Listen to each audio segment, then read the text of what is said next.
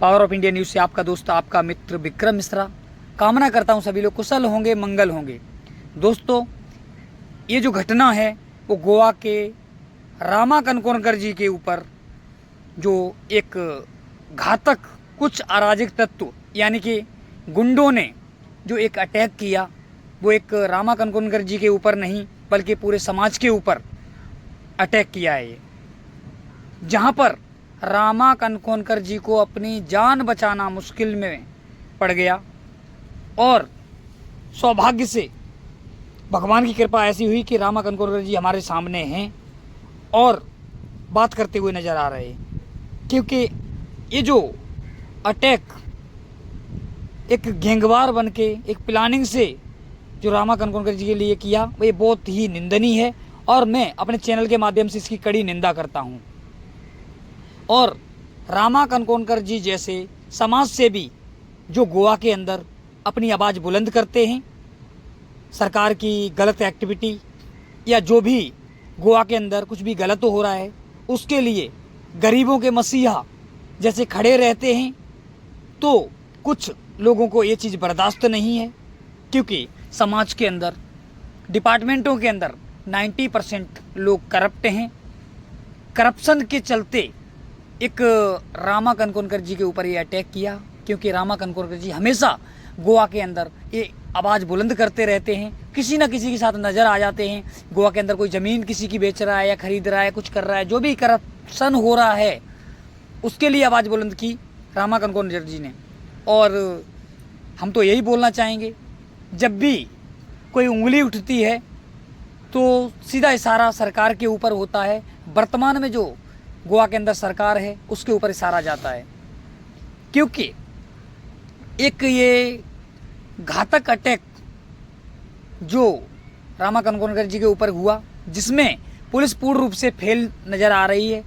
क्योंकि अगर कोई भी किसी के ऊपर अटैक होता है, गैंगवार होता है या इलीगल एक्टिविटी होती है, उसके ऊपर पुलिस सही समय से एक्शन नहीं लेती है और उनकी सुनवाइयाँ नहीं करती है, और करप्ट लोग, जो भ्रष्ट लोग हैं, वो लोग पैसे खिला के, पैसे खा के, भ्रष्ट ऑफिसर उसको घटनाओं को अंजाम दिलवा देते हैं जिससे कि वो शक के घेरे में ना आए। उसके चलते ये अटैक हुआ, क्योंकि पैसा ही एक ऐसी चीज़ बना दी है वर्तमान समय में, जो करप्शन एक दीवार बन के अटक गया है, जो हमारे देश के बढ़ते उज्जवल भविष्य को रोक रहा है। और उसके चलते भ्रष्ट ऑफिसर लोग पैसे खाकर किसी भी घटना को अंजाम देने के लिए तैयार हो जाते हैं। तो आज ये रामा कनकोलकर जी के ही ऊपर नहीं बल्कि पूर्ण समाज के ऊपर अटैक है। सरकार की नाकामी साबित होती है इस चीज़ के लिए कि पुलिस के ऊपर कंट्रोल नहीं है, सही समय से लोगों की सुनवाइयाँ ना होना। पुलिस स्टेशन के अंदर एक गोवा सुंदर राज्य है, यहाँ पे लोग घूमने के लिए आते हैं, जिसकी वजह से हमारा गोवा चल रहा है। लेकिन वर्तमान में करप्शन के चलते आज गोवा की वो हालत है कि लोग पैसे खा के, पैसे भ्रष्टाचार के तहत पुलिस एक्शन नहीं लेती है, गुंडों का साथ देती है, और जिनके पास पैसा है वो किसी भी मुकाम तक, किसी भी घटना को अंजाम देने में सक्सेस होते हैं और पैसे खिलाकर, अंदर पैसे भर के सरकार को और करप्ट ऑफिसरों को खरीद लेते हैं, जिसके चलते प्रदेश के अंदर क्राइम की मात्रा यूपी और बिहार से भी बढ़ के गोवा के अंदर देखने के लिए मिल रही है।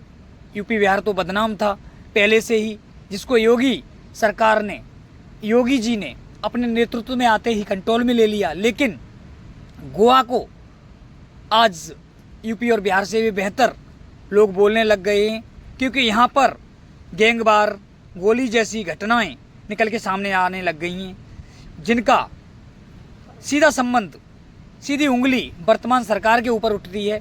क्योंकि सरकार के बिना अगर कोई भी कदम प्रदेश के अंदर उठाना बहुत ही मुश्किल होता है। करप्शन करना बिना सरकार की मर्जी से नहीं चल सकता है, क्योंकि सरकार के अंदर बैठे हुए कुछ 90% लोग ऐसे बैठे होते हैं जो अपनी पर्सनल फ़ायदे के लिए किसी भी हद तक गिर सकते हैं, और उनको समाज के लिए नहीं, अपने परिवार के लिए, अपने पद के लिए, किसी भी घटना को अंजाम देने के लिए बेकाबू हो जाते हैं। उसकी वजह से समाज के अंदर ऐसी घटनाएं निकल के आती हैं। आज भारी मात्रा में लोग एकत्रित होकर डीजीपी ऑफिस, राजधानी पंजिम को घेराव किया और रामा कनकोलकर जी के लिए पूरे प्रदेश के अंदर आवाज़ बुलंद की लोगों ने एकत्रित होकर, जिसके अंदर एक गोवा की आम आदमी पार्टियां से लेके जितनी भी लोकल दल हैं वो सब एकत्रित होके सरकार के खिलाफ प्रदर्शन करने के लिए खड़े हो गए हैं, और प्रबोध सावंत जी सरकार को घेरने का पूर्ण प्रयास कर रहे हैं और बोल रहे हैं कि एक ऐसी सरकार, नाकाम सरकार, जो सही एक्शन नहीं ले पाती है, भ्रष्टाचारियों के साथ खड़ी है। आज यही हालत जो कांग्रेस सरकार में थी तो बीजेपी जगह जगह पे खड़ी हो जाती थी और उनको उंगलियां उठाना चालू कर देती। आज प्रदेश के अंदर भारतीय जनता पार्टी की सरकार है और लोगों को जो परेशानियों का सामना करना पड़ रहा है उसका जिम्मेदार कौन? इसलिए सरकार को ही हमेशा उंगलियां उठती हैं जो वर्तमान में प्रदेश को चला रही है। तो सरकार को ये ध्यान देना चाहिए और प्रशासन को उस मर्यादा में रहना चाहिए जिसके लिए उनकी ड्यूटी लगाई जाती है। प्रदेश के अंदर एक न्याय और अपनी संविधान की मर्यादा रखते हुए शासन को कार्य करना चाहिए और उन पे ध्यान देना चाहिए किस प्रकार से प्रदेश के अंदर प्रशासन अपना काम करे, जिससे कि पूरा प्रदेश कंट्रोल में बना रहे और सरकार के ऊपर उंगलियां ना उठ पाएँ। लेकिन यहाँ पर लगातार सरकार के अंदर बैठे प्रशासन के लोग फेल नज़र आते हैं। केवल मात्र वसूली, लूट, नंबर 2 की जितनी भी गलत एक्टिविटियां हैं उनको सहारा देना। बैठे हुए लोग अपने भ्रष्टाचार के चलते तहत किसी भी घटना को अंजाम देने के लिए, दबाने के लिए लगे रहते हैं और रामा कनकोलकर जी जैसी ऐसी घटनाएं सामने को देखने के लिए मिलती हैं और मिलती रहेंगी। अगर सरकार चाहे तो कड़े रूल, कड़े कदम उठाकर भ्रष्टाचार को रोक सकती है। गरीब लोगों को न्याय ना मिलना, गरीब लोगों के हकों को जो पैसे वाले लोग हैं वो पैसे के दम पे छीन लेते हैं, डॉक्यूमेंट में तो नज़र आते हैं। लॉ ऑर्डर प्रदेश के अंदर धज्जियां उड़ाते हुए एडवोकेट लोग आवाज़ बुलंद करते हैं, लेकिन उनकी आवाज़ों को जज लोग दबा देते हैं। तो कहीं ना कहीं सबके पीछे जो बनी हुई है वो दीवार मात्र एक भ्रष्टाचार है, जिसके तहत प्रदेश को बर्बादी की तरफ बढ़ता हुआ नज़र आ रहा है।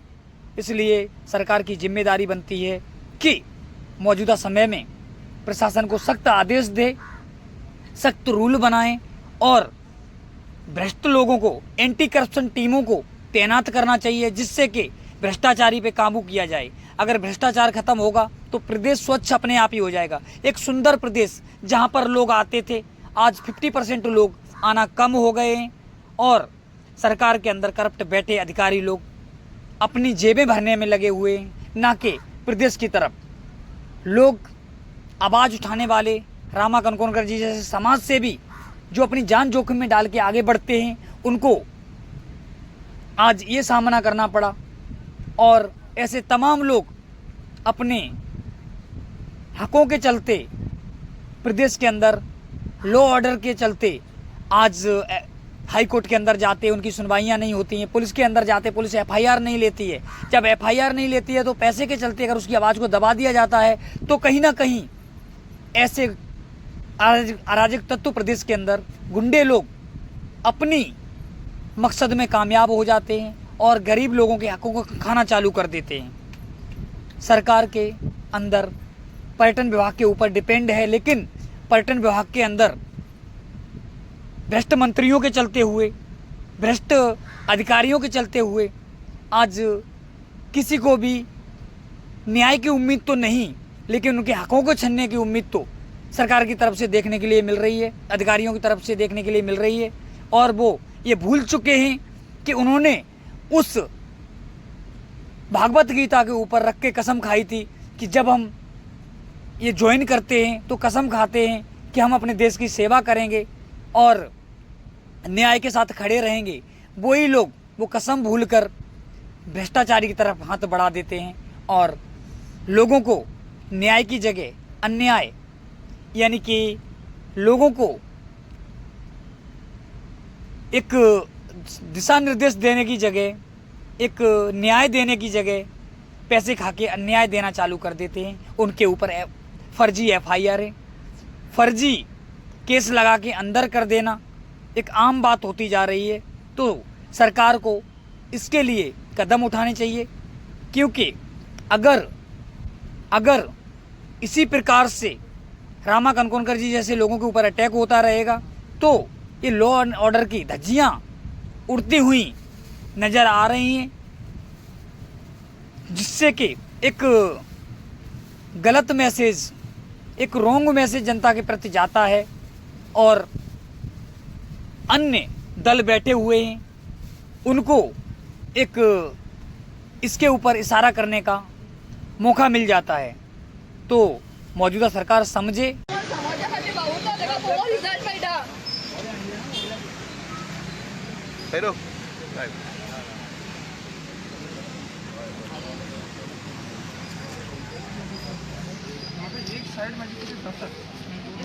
रामा एम्बुलेंस आपो, एम्बुलेंस पे